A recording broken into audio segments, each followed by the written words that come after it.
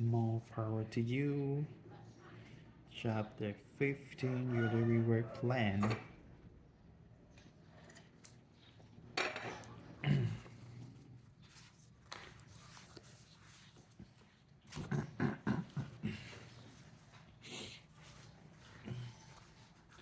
Minute by minute, hour by hour.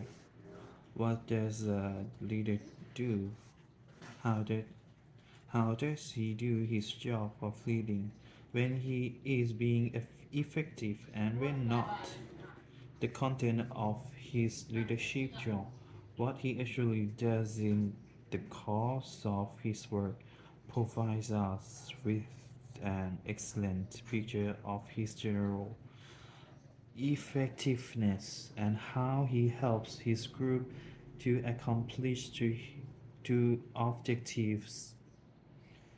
A leader does more than simply lead. Leading a group is not a single thing, but a variety variety of different tasks. Some, but certainly not all, of a leader's activities can be listed as follows. Plan the work that is to be done. Design and what order the work should be done. Select people to do the work. Tell them why it must be done. Tell them how to do it. Tell them when to do it.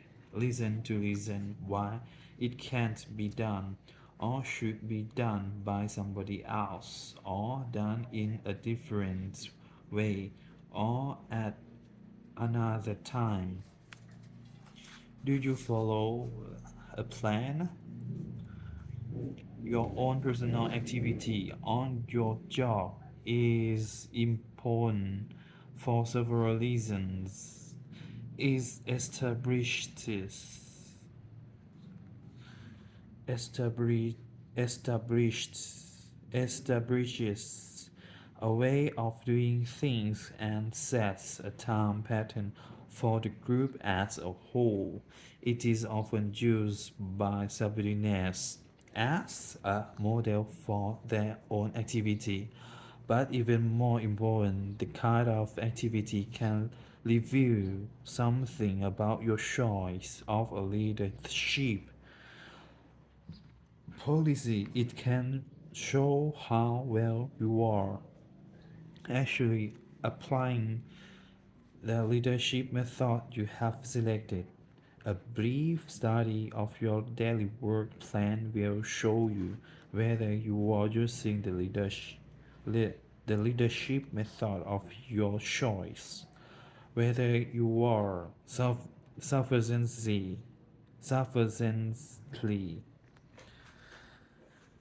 sufficiently satisfying the leadership needs of your group and whether your daily actions show a weakness in your planning. And finally, a study of your work plan can help you develop a more efficient way of planning each day's activities.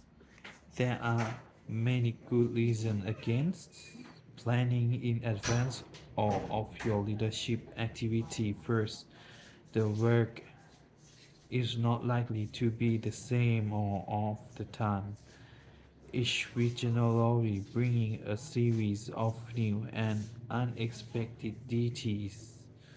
This element of the unexpected is certainly a good and major reason for avoiding an unchangeable plan of your activities. However, the absence of a daily plan may have undesirable results. For example, several readers were asked this question: how do you decide what to do next on your job? Here are some of their answers. I do the thing most recently called to my attention. I do the thing that I do best. I do the thing that I do host. I do the thing I like most. The result of any of these approaches are not likely to be satisfactory, but there is another obstacle to planning the pro the process the process of forming a plan for yourself may seem reasonable, but you will probably still hesitate. Don't be surprised. Many people fight against the kind of self examination that may mean change of current behavior. People may be unwilling to face facts. For example, you may be spending too many hours doing things you want to continue, even though these activities do not represent the best use of your time. There is some opposition to change in most of us, yet since improvement necessarily means change. Consider seriously performing the actions that will give you the information you need to judge your work time wisely. First, you must make a record of your present arrangement of the way you do your job now. Begin by making a simple table consisting of one section for each day in the week that you work. Now proceeds as follows. Select a normal work week if it is not truly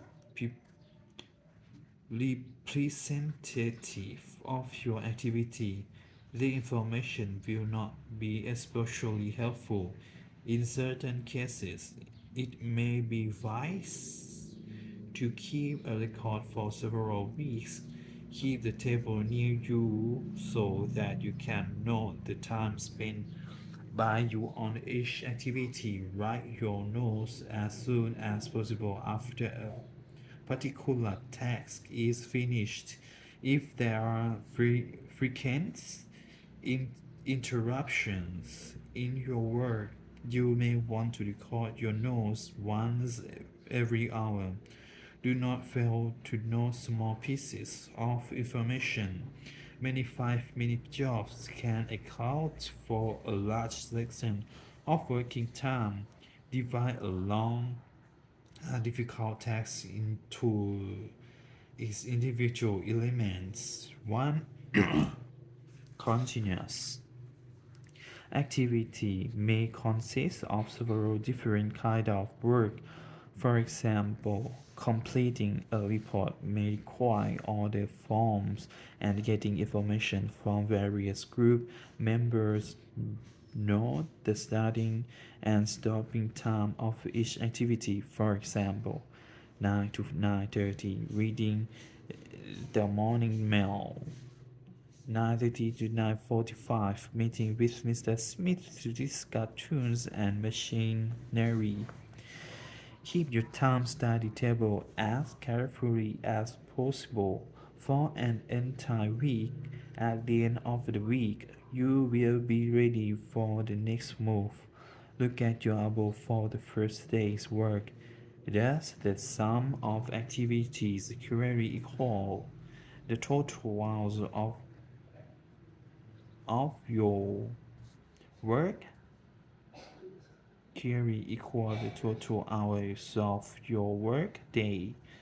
If not, your record is either incorrect or complete. You may have failed to include something, or you may not have noted enough time spent on individual jobs. In that case, you will have to correct your time study information. Your next move is to rearrange the information on another type of table. This second table will consist of a study of the various parts of your job with sections dealing with your work activities. Examine the total amount of time spent on your activities. With this question in mind, is the time desirable balanced? This is the question that will assist you in judging your reader activity. If you find, for example, that a great amount of time has been devoted to discussions and meeting with subordinates, you are not likely to be using the free rein approach. Is a large amount of your time spent in planning carefully the work of your subordinates, then it is likely that your general approach is an autocratic one. Is that what you want if you spend a comparatively small amount of time exchange idea with your people? It is not like that. You are using the democratic approach. Is that what you want? Use this same questioning approach for the various pieces of information in the table. This will help you decide whether you are actually using the leadership method you think you are. You may also use this time study examination to arrange a new work plan for yourself. If you do, remember that your plan should not be based merely on theory. You should try to have it show those activities of your leadership job that are desirable and necessary.